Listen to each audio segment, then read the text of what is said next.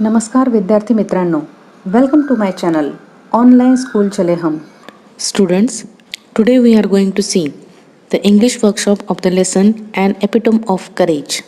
तर आज आपण 2.4 An Epitome of Courage या लेसनचा इंग्लिश वर्कशॉप पाहणार आहोत. तत्पूर्वी याच लेसनचे साईड क्वेश्चन्स बघूया. So let's see the side questions. Question number 1. What did Stephen Hawking's parents know about him? Stephen हॉकिन्सचे पॅरेंट्स त्याच्याबद्दल काय जाणून होते? And the answer is Stephen Hawking's parents knew little that he would be one of the greatest scientists of this century. Now question number 2. What is courage?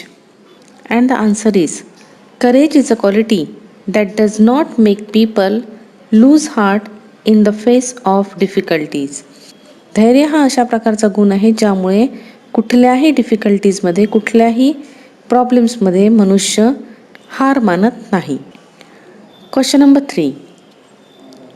Wear was Stephen Hawkins sent for studying mathematics? Stephen हॉकिन्सला मॅथमॅटिक्सचा अभ्यास करण्यासाठी कुठे पाठवण्यात आले? And the answer is Stephen Hawkins was sent to the university of Oxford to study mathematics. Stephen हॉकिन्सला मॅथमॅटिक्सचा अभ्यास करण्यासाठी ऑक्सफोर्ड युनिव्हर्सिटीमध्ये पाठविण्यात आलं. Question number 4. What happen when he was 17? जेव्हा ते 17 वर्षाचे झाले तेव्हा काय झालं? And the answer is Wien he was 17 Stephen noticed that he was becoming increasingly clumsy and fell down often without any reason. जवळपास 17 वर्षाच्या झाल्यानंतर स्टीफनच्या लक्षात आलं की त्यांना कुठलेही काम करताना त्यामध्ये अडथळे येत होते. अँड एक दोनदा तर ते ही fell down often without any reason, कुठलंही कारण नसताना ते जमिनीवर कोसळून पडले होते. Now question number 5. What did his family doctor diagnose? त्यांच्या फॅमिली डॉक्टरने त्यांच्या बिमारीबद्दल काय सांगितलं किंवा काय डायग्नोज केलं? And the answer is his family doctor diagnose as extremely rare disease call ALS or LOU Gehrig's disease. तर त्यांच्या फॅमिली डॉक्टर्सनी ALS आणि LOU घेरिंग्स डिसीज या डिसीजबद्दल डायग्नोज केलं. आणि ही जी डिसीज आहे ही काही लाखांमध्ये एखाद्या व्यक्तीला होते. Question number 6. What did he study about to get his PhD? And the answer is he studied about black holes to get his PhD.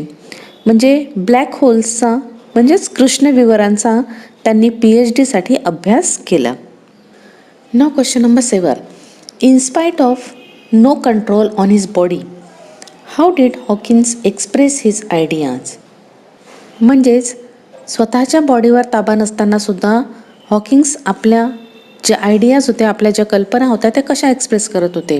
And the answer is Hawkins express his ideas on the computer by pressing keys with one finger. कम्प्युटरवर एकाच बोटाने keys press करून ते त्यांच्या ideas express करत होते. Question number 8. What does the writer say about the books authored by doctor Hawkins? Doctor Hawkins यांनी लिहिलेल्या पुस्तकाबद्दल रायटरचं काय म्हणणं आहे? And the answer is the writer says that doctor Hawkins writing is full of wit and humour. His writing style is lucid. His language is so simple that even non-scientists can understand it easily. Doctor Hawkins यांच्या पुस्तकात विनोद आहे आणि त्यांची जी लिहिण्याची style आहे ती अतिशय साधी लिहिण्याची स्टाईल असल्या कारणामुळे अगदी सायंटिस्ट नसलेला व्यक्तीसुद्धा इझिली ती भाषा समजून घेऊ शकतो. यानंतर इंग्लिश वर्कशॉपकडे वळूया. Question number 1 is match the following. Match the फॉलोइंगमध्ये ग्रुप A आणि ग्रुप B दिलेले आहे. ग्रुप Aमध्ये गॅलिलिओ 1 नंबरवर, 2 नंबरवर डॉक्टर स्टीफन हॉकिन्स, 3 नंबरवर ब्लॅक होल्स आणि 4 नंबरवर स्टीफन्स फेवरेट सब्जेक्ट या प्रकारे दिलेले आहे. आता याचे आपण डायरेक्ट आन्सर्स बघूया. गॅलिलिओचं उत्तर in number D, the greatest scientist 300 years before Hawkins. त्याच्यानंतर डॉक्टर स्टीफन हॉकिन्स यांचं उत्तर in C number, a greatest scientist of his century. नंतर आहे क्वेश्चन नंबर 3, ब्लॅक होल्स. याचं उत्तर in number A, the concept which help Stephen to get his PhD.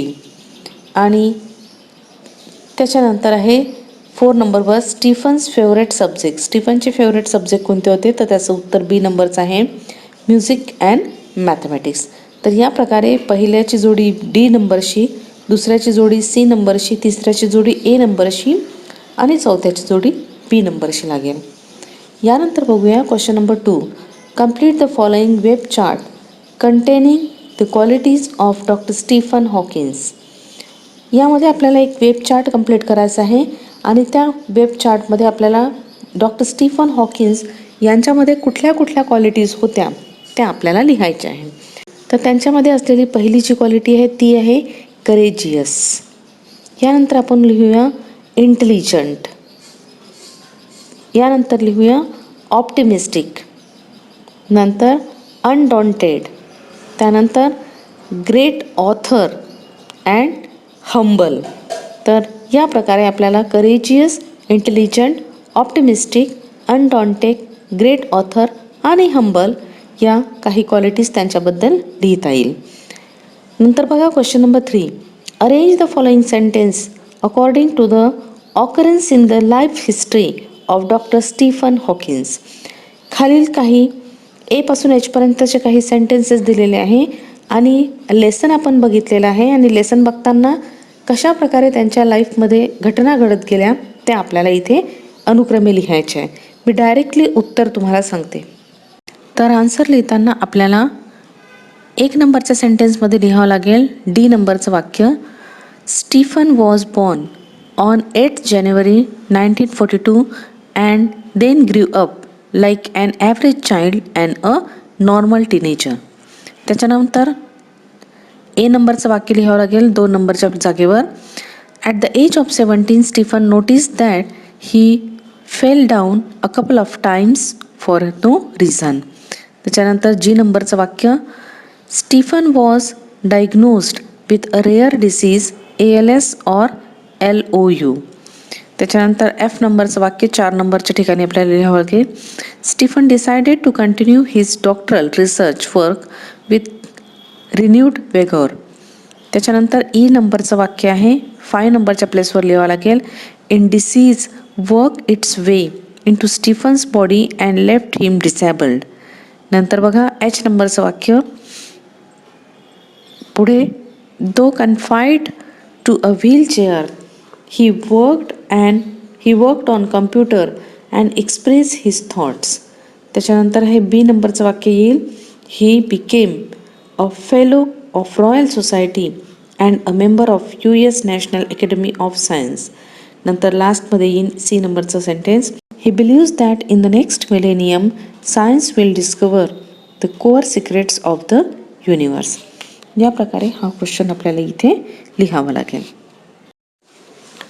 यानंतरचा question आहे question number 4, homographs means a pair of words that are spelled and pronounce the same but have differ meaning in differ context. याबद्दलची माहिती जी आहे ती आपण his first flight या लेसनच्या नंतर जे language study आलेलं आहे पेज नंबर 35वर त्यामध्ये डिटेल आपण इन्फॉर्मेशन्स घेतलेली आहे. तर बघूया. फॉर एक्झाम्पल इथे वॉचचं घेतलेलं आहे. वॉचचा अर्थ होते टू ऑब्झर्व म्हणजे लक्ष केंद्रित करून बघणे, आणि दुसरा एक अर्थ आहे इथे वॉचचा अ डिव्हाइस दॅट शो टाईम म्हणजे वेळ दाखवण्यासाठी वापरतो, घड्याळ ज्याला मराठीमध्ये म्हणतात, so that is called the watch. तर अशा प्रकारे वॉचचा ऑब्झर्व आणि घड्याळ असे 2 अर्थ होतात. Use the following words in 2 different context. तर इथे दिलेल्या शब्दांचे आपल्याला 2 वेगवेगळ्या कॉन्टेक्स्टमध्ये आन्सर्स लिहायचे किंवा ते वापरायचे आहे. आता पहिला शब्द आलेला आहे कपल.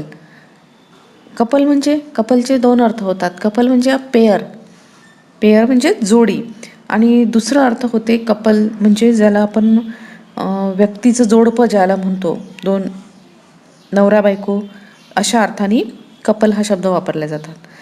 दुसरं दिलेलं आहे माइंड. माइंड म्हणजेच मेमरी या अर्थाने तिथे आलेला आहे, आणि दुसरा अर्थ आहे माइंड म्हणजे आयडिया. तर माइंडचा अर्थ इथे मनावर घेणे आयडिया या अर्थाने आलेला आहे आणि दुसरा माइंडचा अर्थ मन, मेमरी या अर्थाने आलेला आहे. त्याच्यानंतरचा तिसरा आहे स्पेस. स्पेस म्हणजे ॲन एम्प्टी एरिया अशा अर्थाने हा अर्थ घेतो किंवा अंतराळ अशा अर्थाने हा शब्द येऊ शकतो. पुढे दिलेला आहे साऊंड. साऊंड म्हणजे आवाज आणि दुसरा साऊंडचा अर्थ होते बेटर म्हणजे चांगलं या अर्थाने. नंतर दिलेला आहे लेफ्ट. लेफ्ट म्हणजे डावीकडे आणि दुसरा एक लेफ्टचा अर्थ होतो लेफ्ट म्हणजे सोडणे.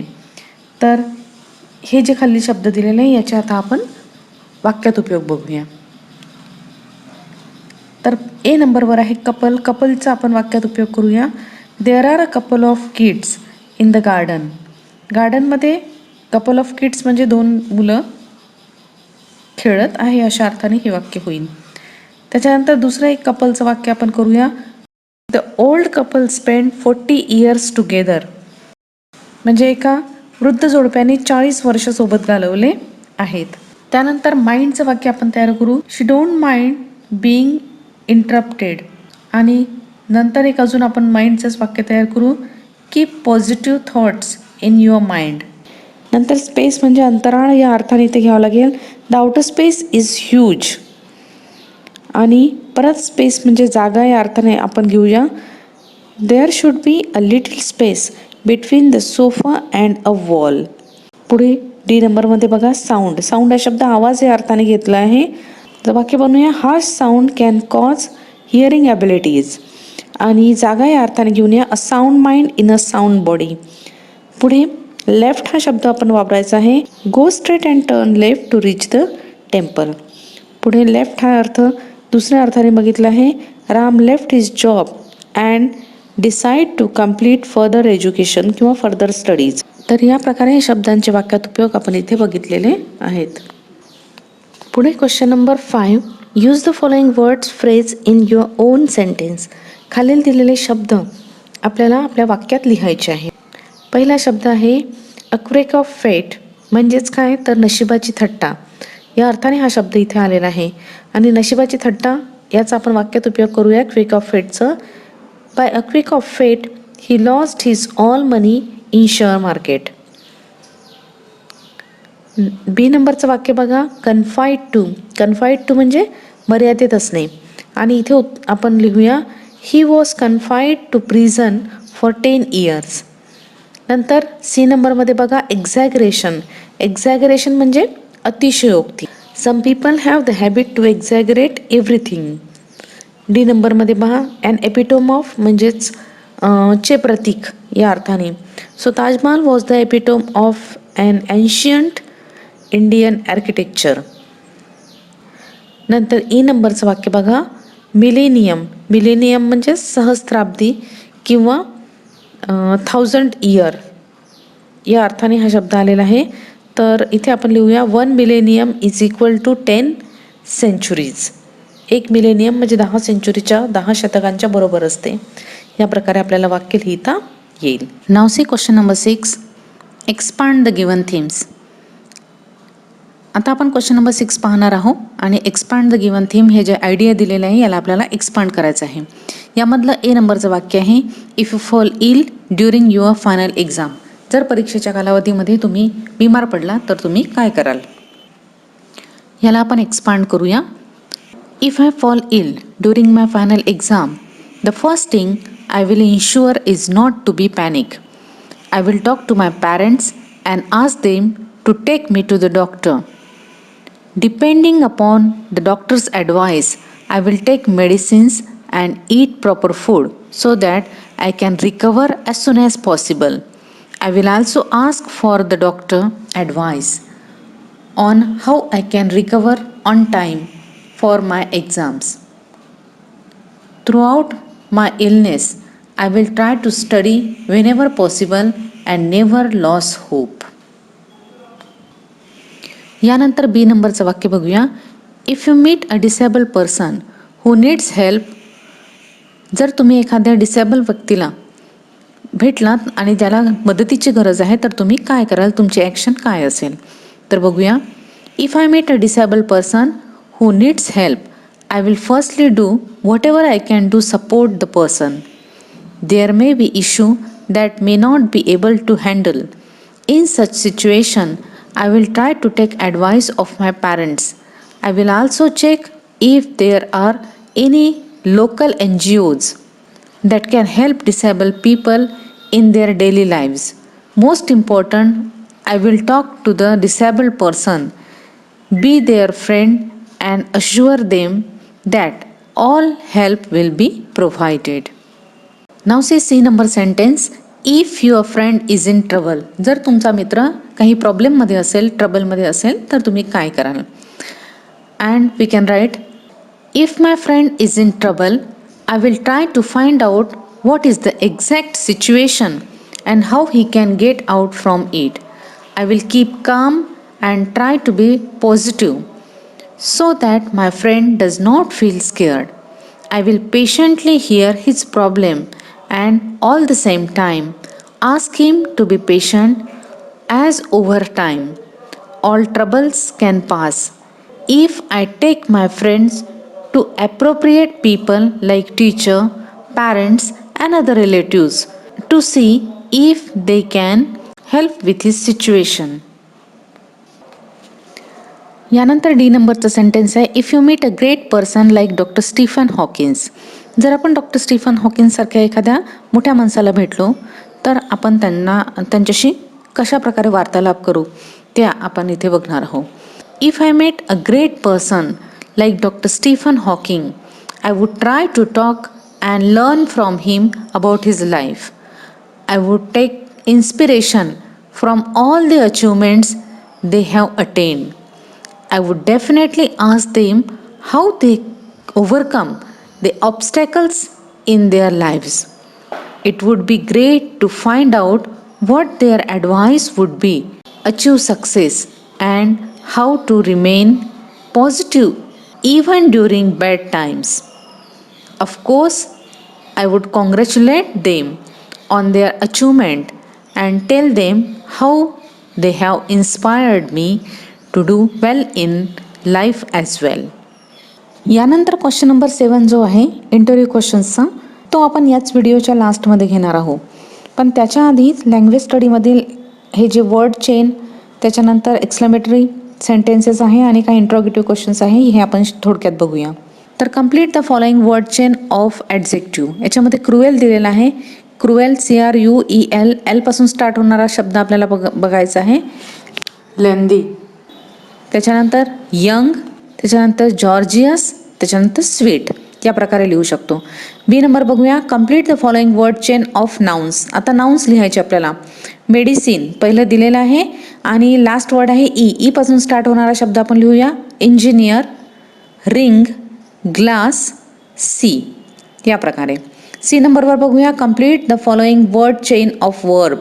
इथे वर्ब क्रियापद आपल्याला लिहायचे आहे. पहिला दिलेला आहे ग्रो, ग्रो, त्याच्यानंतर लिहूया डब्ल्यू पासून स्टार्ट होणारा WED वेड, नंतर DANCE डान्स, त्याच्यानंतर एन्जॉय आणि YALL येल, या प्रकारे आपल्याला लिहावं लागेल. डी नंबर मध्ये बघा. Complete the following word chain anyway. कुठल्याही प्रकारे आपला कुठलाही शब्द आपण याच्यामध्ये लिहू शकतो. पहिला दिलेला आहे physics. We can write there S पासून स्टार्ट होणारा स्मॉल, नंतर लिहूया लॅम्प, नंतर लिहूया पेंट आणि नंतर ट्रेन. या प्रकारे आपल्याला वर्ड चेन कंप्लीट करायचे आहे. नंतर बघूया क्वेश्चन नंबर 2 मधलं A. Convert the following to exclamatory sentence of the same meaning. त्याच्यामध्ये ए नंबरचं वाक्य आहे, doctor Hawkins is a very humble man. याचं आपल्याला हाऊनी आणि व्हॉटने दोन्ही प्रकारे करता येईल. तर लिहूया answer, how humble a man is doctor Hawkins. आणि दुसरं लिहूया, what a humble man doctor Hawkins is. B नंबरचं सेंटेन्स बघा. He is very clumsy. याचा आन्सर येईल, how clumsy he is. C नंबरमध्ये बघा. He was very simple and intelligent. याचं एक्सक्लेमेटरी सेंटेन्स होईल, how simple and intelligent he was. D नंबरचं वाक्य बघा. Courage is a truly wonderful thing. याचं एक्सक्लेमेटरी वाक्य होईल, हाऊ वंडरफुल इज करेज. आणि अशाही प्रकारे लिहू शकतो आपण, what a wonderful thing courage is. या प्रकारे आपल्याला हे वाक्य लिहून घ्यायचे आहेत. बी नंबरमध्ये बघा. Convert the following to interrogative question form. प्रश्नामध्ये आपल्याला हे जे वाक्य आहे हे कन्वर्ट करायचं आहे. आणि इथे ए नंबरचं वाक्य आहे आणि इथे 1 नंबरचं वाक्य आहे द प्रॉग्नोसिस वॉज बॅड. आणि उत्तर लिहूया वॉजंट द प्रॉग्नोसिस बॅड. नंतर 2 नंबरमध्ये बघा Stephen decided to continue his research. याचा आपल्याला प्रश्नामध्ये कन्वर्ट करूया didn't Stephen decide to continue his research. 3 नंबरमध्ये पहा there are many people who display exemplary courage. आणि याचा प्रश्न तयार होईल aren't there many people who display exemplary courage. 4 नंबरमध्ये पहा his mind would soar up into space like light. आणि याचा प्रश्न तयार होईल wouldn't his mind soar up into space like light question mark. तर या प्रकारे आपल्याला हे वाक्य लिहावे लागेल. क्वेश्चन नंबर 7चा जो प्रश्न आहे त्याचा मी टेक्स्ट फॉर्म तुम्हाला देत आहे. व्हिडिओ पॉज करून तो विद्यार्थ्यांनी लिहून घ्यावा. तर भेटूया यानंतरच्या व्हिडिओमध्ये. Till then good bye.